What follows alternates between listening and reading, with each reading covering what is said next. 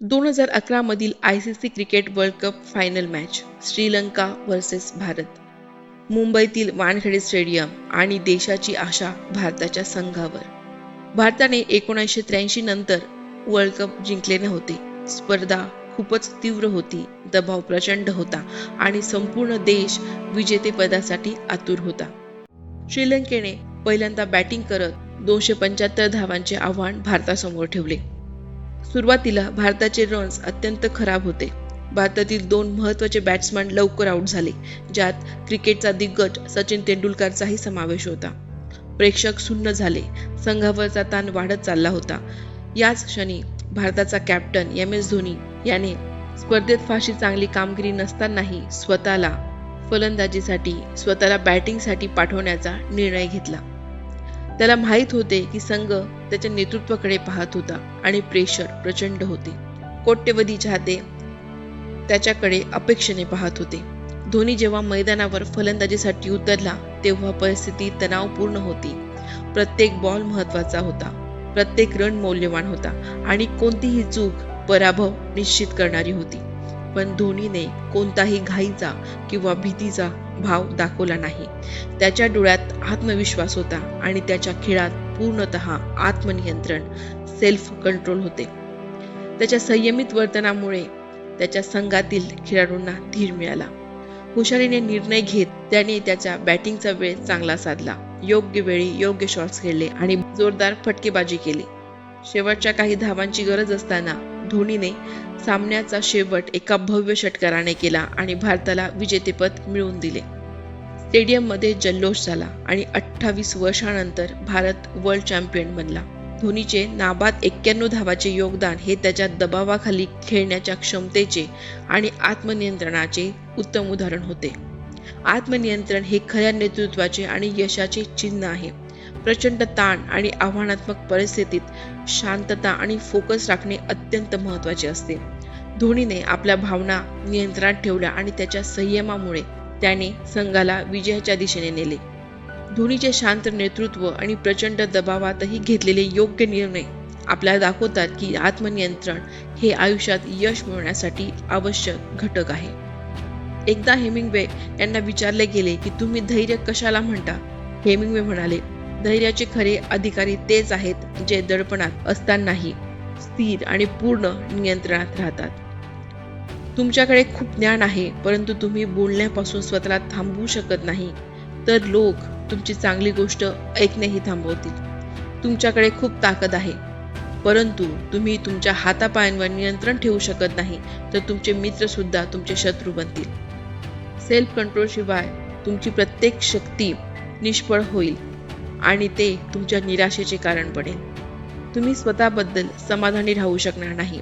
म्हणूनच प्रत्येक टॅलेंट आणि शक्तीसोबत सेल्फ कंट्रोल विकसित करणे खूप आवश्यक आहे. सेल्फ कंट्रोलसाठी सगळ्यात महत्त्वाची गोष्ट म्हणजे तुम्ही स्वतःवर विश्वास ठेवा की तुम्ही तयार आहात. मार्कस ऑरेलियस असे म्हणतात की माणसाबरोबर असे काहीही घडत नाही ज्यासाठी निसर्गाने त्याला आधीच तयार केलेले नाही. जीवनातील कोणताही त्रास एवढा मोठा नाही की माणूस त्याला सहन करू शकणार नाही. जेव्हा तुम्ही चिंतेत असता तेव्हा स्वतःला 2 प्रश्न विचारण्याची सवय लावा. दरवेळी स्वतःला विचारा की मी या क्षणी ज्यासाठी चिंतेत आहे त्या गोष्टी कोणत्या आहेत ज्या मी आता बदलू शकत नाही. जे काही बदलू शकत नाही ते स्वीकार करा. मग स्वतःला विचारा, मी आता काय कंट्रोल करू शकतो? आता मी चांगल्या माणसासारखे वागू शकतो का? असे विचाराने मनाला शांतता आणि दिशा मिळेल. अस्वस्थ मनाला चांगले विचार आणि बुद्धीला योग्य उद्दिष्ट मिळेल. स्पेसमध्ये तुम्ही एका लहान मेटलच्या डब्यात बसलेले आहात. ॲक्सिडेंट होण्याच्या अनेक शक्यता आहेत आणि तुमची मदत करण्यासाठी कोणीही नाही. अशा परिस्थितीत स्पेसमध्ये जाणाऱ्या ॲस्ट्रोनॉटला सर्वात आधी कोणते महत्त्वाचे कौशल्य शिकवले जाते? आर्ट ऑफ नॉट पॅनिकिंग किंवा सेल्फ कंट्रोल न गमावणे.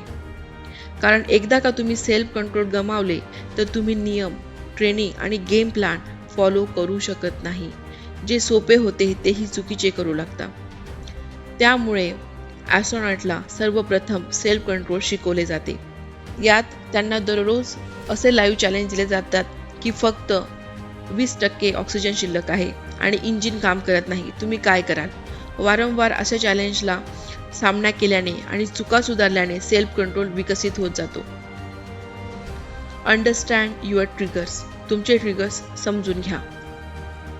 हे करणे म्हणजे आपल्या सवयींच्या खोलवर जाऊन त्यांचे मूळ शोधण्यासारखे आहे. ज्या वेळेस सेल्फ कंट्रोल असणे अत्यंत महत्त्वाचे होते त्यावेळेस तुम्ही कोणत्या गोष्टीमुळे ट्रिगर झालात हे जाणून घ्या. तणाव, कंटाळा, जंक फूड. एकदा तुम्हाला तुमचे ट्रिगर्स कळले की मनाची तयारी करणे आणि ह्या ट्रिगर्सवर मात करणे सोपे होईल. Set clear goals. तुमचे स्पष्ट उद्दिष्ट ठरवा. नुसते कोणतेही उद्दिष्ट नाही तर रिअलिस्टिक आणि स्पष्ट असली पाहिजेत. जर तुम्ही असे म्हणालात मला चांगले आत्मनियंत्रण हवे आहे तर हे अस्पष्ट गोल आहे. हे उपयोगी ठरणार नाही. ठराविक उद्दिष्ट निश्चित करा. जसे मी रोज फक्त 30 मिनिटे सोशल मीडिया पाहणार किंवा मी तणावग्रस्त झाल्यावर फ्रीज उघडण्याऐवजी खोल श्वास घेण्याचा सराव करेल. Practice delayed gratification. समाधान मिळवण्यासाठी थोडा विलंब करा. हे करणे म्हणजे स्वतःला सांगण्यासारखे आहे की थोडे थांबा आणि तुमचे रिझल्ट चांगले असतील. पुढच्या वेळी तुम्हाला कशावर तरी अचानक खरेदी करायची इच्छा वाटली किंवा वर्कआउट चुकवायची इच्छा झाली तेव्हा थोडा वेळ थांबून बघा. कधी कधी ती इच्छा निघून जाते आणि तुम्हाला कळते की तुम्हाला त्याची गरज तितकीशी नव्हती. Build healthy routine. अशा नियमित गोष्टी तयार करा ज्या तुमच्या आत्मनियंत्रणाला मदत करतील. सकाळी ध्यान करा. पुढील आठवड्यामध्ये तुम्ही काय करणार आहात त्याची लिस्ट बनवा. नियमित जिमला जा.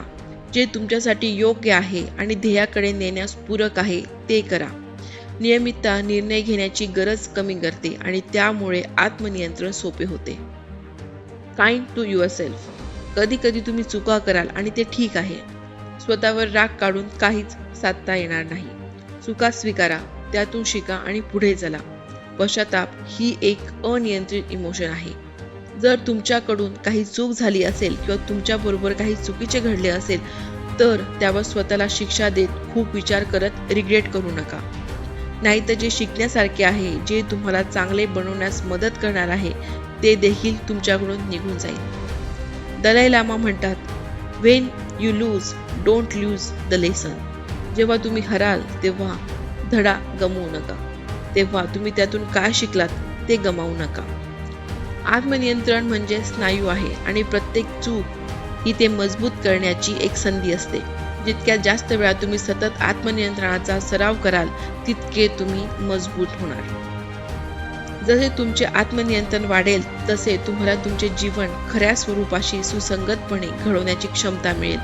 जितके तुमची कृत्य तुमच्या विचारांशी आणि भावना यांच्याशी सुसंगत असतील तितके तुम्हाला तुमच्याबद्दल आणि तुमच्या निर्णयांबद्दल चांगले वाटेल.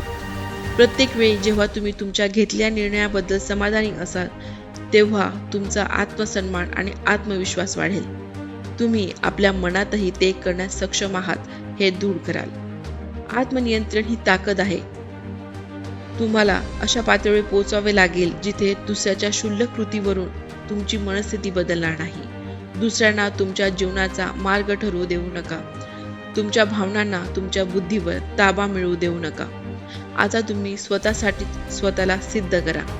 कोणत्याही आव्हानांना तोंड देत, कोणतेही दडपण असताना स्थिर आणि पूर्ण नियंत्रणात राहून स्वतःला आणि जगाला जिंका.